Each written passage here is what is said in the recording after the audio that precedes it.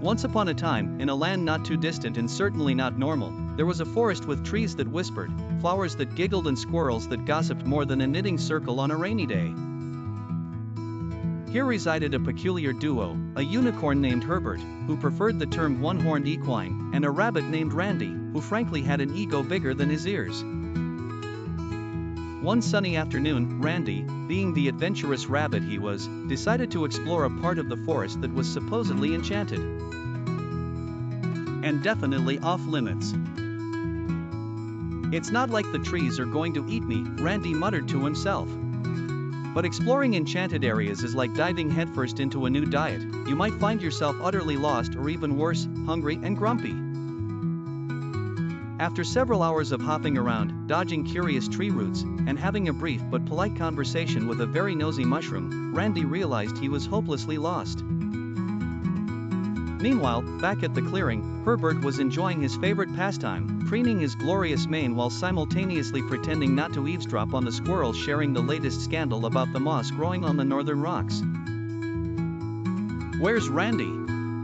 Herbert finally asked, far more concerned about the impending lecture he'd undoubtedly receive if he lost Randy than for Randy's well-being itself.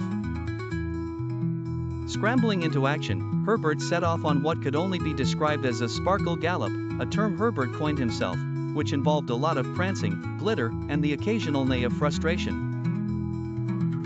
As Herbert pranced deeper into the forest, he left a trail of sparkles and bewildered woodland creatures in his wake.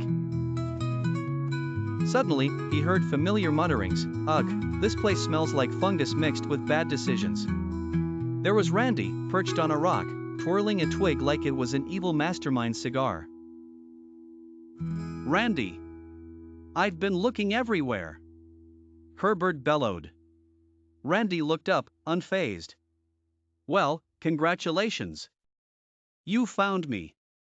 Now, let's get out of here. I've had about enough of these talking mushrooms asking about my childhood."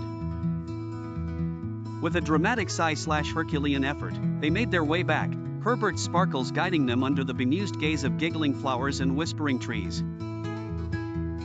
Back in the familiar clearing, Randy promptly collapsed into a heap. "Never again," he declared. Herbert just rolled his eyes, knowing full well that Randy's ego would lead them right back into trouble sooner rather than later.